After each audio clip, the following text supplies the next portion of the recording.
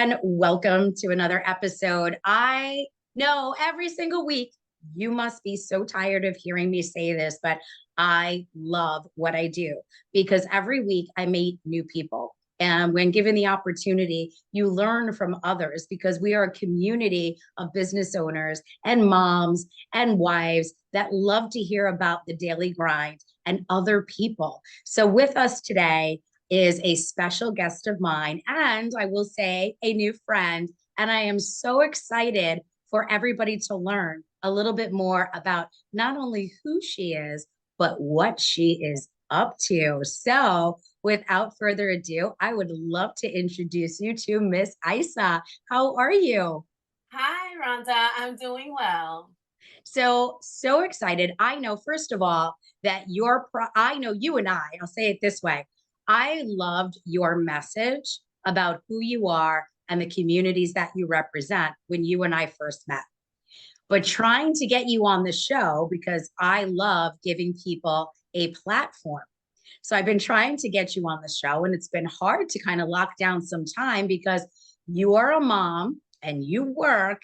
And so we're trying to squeeze this in. So, first of all, let's talk a little bit about who you are and what you do currently during the day. So during the day, everyone knows me as Miss Isa. I am the special education bilingual teacher. I've been a teacher and in education for the past 16 years. And I have a passion for teaching, a passion for teaching bilingual students. I am working with a new population this year, children with special needs who are immigrants. They're new to our country.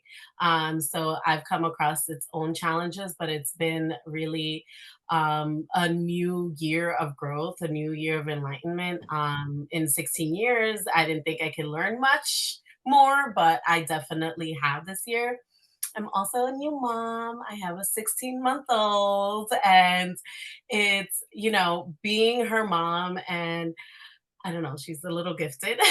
She's moving to another classroom. They're moving her to the classrooms of the classroom of twos, just because she's meeting all her milestones and cognitively ahead. Um, it's been eye-opening for me, but also so rewarding. I've worked with children with special needs for so many years where we're working on goals at 5 years old that my daughter is now working on at 16 months old. But it puts things into perspective. All the assessments I've done when we analyze a student or set goals for a student, seeing that scale, the developmental versus the cognitive. But I am super happy to start new projects that I'm working on. I'm also a business owner. I have a tutoring company. So, My Learning Space is a tutoring company. We provide both in person and virtual services. Our in person services are in Queens and Brooklyn and Long Island, and our virtual services are all over. We have clients in Aruba. so, um, I've been a virtual teacher for a while and an in-person tutor for a while, but when COVID hit, that really had things going, and I have 10 employees now. So it's my passion, and now I'm venturing on to new projects. I love it. So first of all, some of the questions that come to mind, and what's funny is you and I spoke before we got before we started filming, and you were like, "Is there something that you want me to talk about, or are you going to ask me questions that I know about?" And if you remember, what I said is, I want to hear everything from you, unscripted, because that allows me to think about questions that I really think are important. So first of all, what I want to go back to, because I love the work that you do, I'll be the first to say I'm an educator in the space that I work in, but I don't think I would be a good educator for children, right? I think we all know what our strengths and weaknesses are. Do you feel like you look at your students differently now that you're a mother and you can relate to other parents? 100%. 100%. I kind of wanted to go back into my Rolodex, my Rolodex, right? And say and apologize so many parents because the perspective, it changes so much. You see things in a different light. Not saying I'm not a compassionate or empathetic person, but I became much more compassionate and empathetic. And I've always been a parent advocate, but that like just put fire to be a bigger parent advocate. Just because we have feelings now connected, right? And Yeah. it's just my two worlds have embedded, and 100% my perspective has changed so much. Now, the other thing that I think I want to talk a little bit about as well is you have been doing bilingual, as you mentioned, for immigrants. Are a majority of the people that you're seeing right now, or students that you're seeing right now, people that are coming in, from the border and they're now enrolled into your district? And what has that impact been like for the other students that are here? Has that transition for the new children been, do you think, more difficult than some of the other children that have been born and raised here in the United States, just perhaps to parents that did not speak English? Oh, 100%, Ranta. And I would say that we weren't expecting it. We had plans. Our school had plans, and we're located in South Jamaica, Queens. And we had plans all perfect on paper. And first day of school comes, and we have 250 students who enrolled. And we just had to pick up and run with it. I am one of three bilingual teachers in my school building. I have an open door policy. And once I started that open door policy, I saw that need. I had so many knocks on my door, and everyone knows me. And I've become an advocate. I started this open door policy and letting all students know because it was very hard for them. Many students came from rural environments. Many students, even being walking into a second, third, fourth grade class, it was their first time in a school building. It was the first time being away from their parents. There was so many things that they needed to adjust to. Students who were trying to communicate with their teacher who didn't speak their home language, students who spoke Spanish, but it was a different dialect. Even I myself had to really put two and two Yeah. together to understand and use a little bit of my special ed background, right? So let's communicate with picture symbols, let's add visuals. With that came advocating for them, right? And making sure that I was sharing resources. I actually led a professional development for the teachers in my school building where I taught them how to add picture symbols and how to modify their questions and how to translate and just add things that are meaningful, because just putting word for word translations to children who might not even read in Spanish, it wasn't the best way. And I will tell you, I've never heard a group of colleagues really praise and just say how much that PD and that professional development has helped them. And I think that our school building was one of many that experienced this. And it was a transition for everyone, but it was so much harder for children who some might not really understand the shift, and a lot who have trauma. There are so many students that crossed the border and saw things and experienced things like Yeah. it's That no child should had to it have has come experienced. into art. Yes, 100%. And it pours out sometimes, and a lot of them, when they don't have someone to communicate with and pour this out, they just hold it in, and that turns into other types of emotions. Yeah. So it Ugh. really has been a year.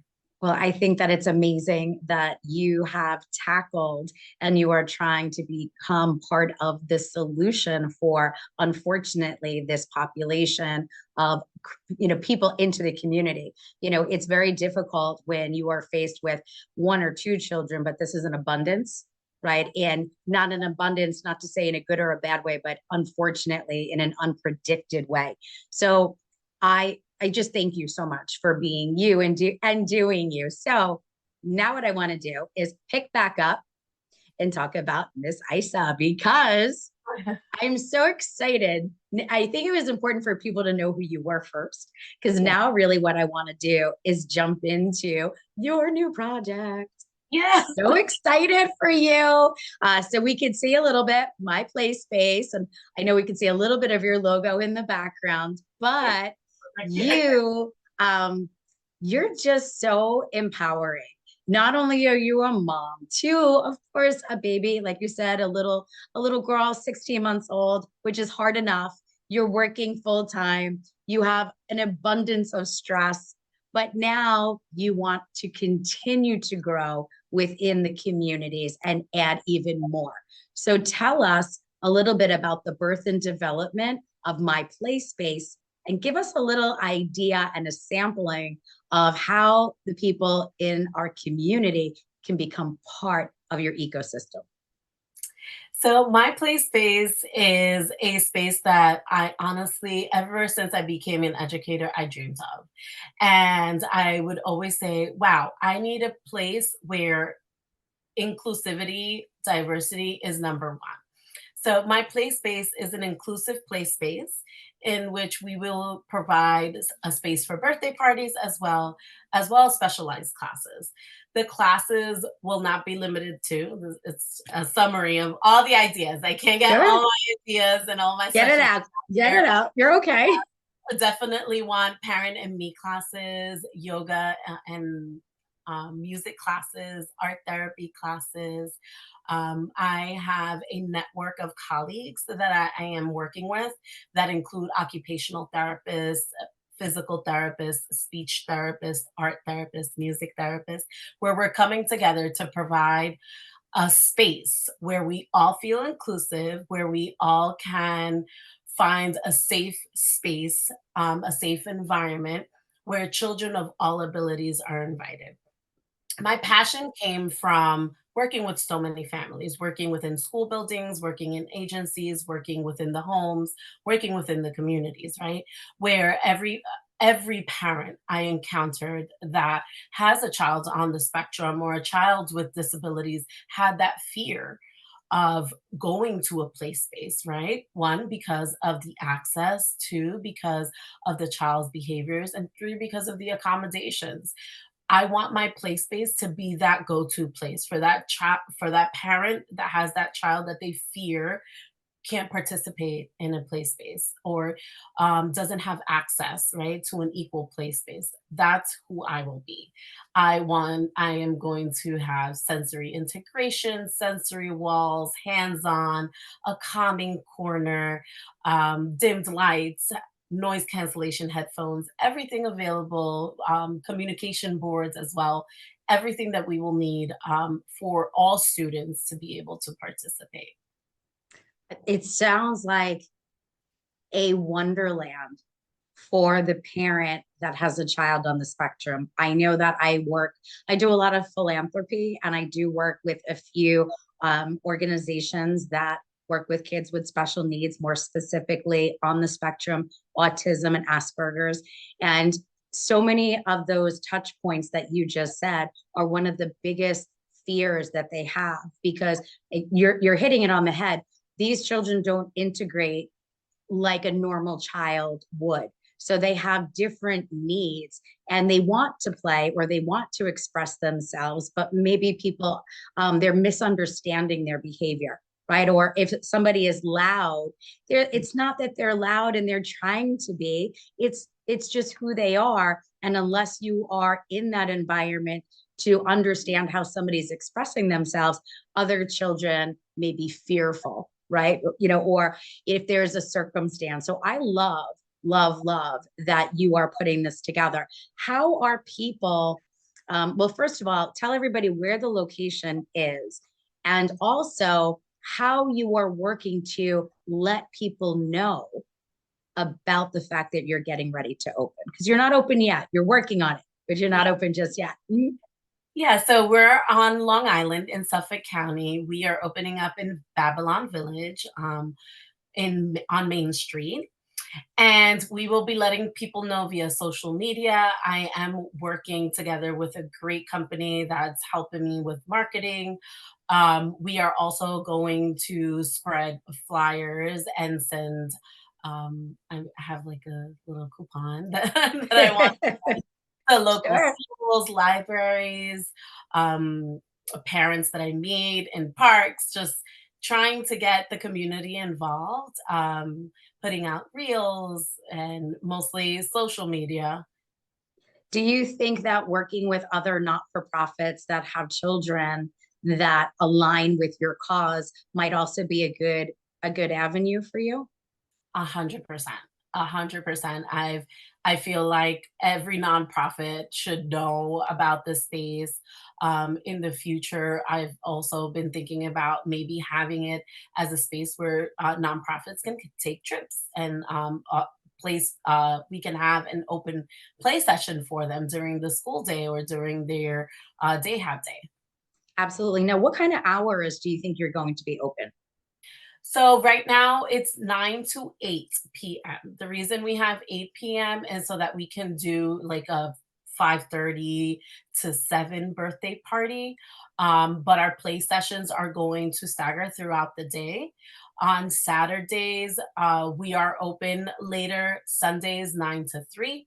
Not saying that we will be open all these hours, but the flexibility will be there. Now, I love what you're doing, and I'm sure there's going to be a handful of people that want to know how they can get involved because you are a new business. And because I think you're doing something which I will refer to as a little out of the box, I feel like people are going to say, oh my God, I love this. How do I get engaged? So, are you going to be looking for, I hate to use the word volunteers, but if somebody wanted to volunteer or there was to be somebody in high school who's thinking about doing child development or working with the special needs community, is that something that you think that you would engage in? I would love it 100%. On top of my multiple roles, I am a supervising professor at Hunter College. I am in the special education department, and I have a ton of student teachers that I lead and guide. And a place like mine is where my play space is a place where I would love to guide them. Like, come see this all inclusive, where we provide differentiation, modifications, adaptations. So 100% would love it. Where if volunteers are interested, they can. This is the place for And this one's going to be a little tough, them. not Okay, to put you on the spot. So I'm just giving you some fair warning. So, sure. because of all of my involvement in other organizations, I've had opportunities to speak to other parents that have children with disabilities. And one of the biggest challenges is that they don't get services all the time or the appropriate services covered. So, when somebody needs to come and they're interested in coming to my play space, what kind of fees should a parent anticipate? And is that something where if they could not afford it, that you would consider maybe I'll say scholarshiping somebody to attend? Oh, I 100%. I would love for the parent to communicate that with me. And I know that need all across the agencies. I see how they need speech therapists, they need special education teachers, they need see providers, respite. I am so privy to it. I have so many parents calling me all the time. Unfortunately, right now I don't accept insurance. In the future, that is also in talk. Mhm. Um, but we are a place where we will welcome that. I love that. So tell everybody once again where, when, or like let's talk about a window, when you expect to open and how they can find you. So we expect to open early fall. We are doing construction. We're currently about to go into construction. So we're opening early fall. They can contact me via phone at 917-455-4534 or via email at myplayspace@gmail.com. I Also, love it. for our social media coming very, very soon. By the time you're watching this video, it'll By the be time you're watching this, everything should be up and it should all be getting ready to go. So, any last comments or thoughts before we end today's session? I just want everyone to think about Miss Isa in connection to my play space as an inclusive space and use me as a resource. I've been in the field in Queens, Brooklyn, Long Island, Manhattan for many years. If you have any questions related to special education, related to services, there is a 99.9% chance that I have a resource for you. I have a place to guide you to, or someone that you can speak to. I am that point person. I love to speak to parents. I love to share the knowledge that I've acquired and the network that I've acquired within the years. And I hope to see everyone soon in the fall at my play space. We will be booking soon and we will post that on our social media. I love it. Well, thank you so much for joining us and shedding a little light on today's episode. So until next time, get ready. We're getting ready to bring you information on next week's show.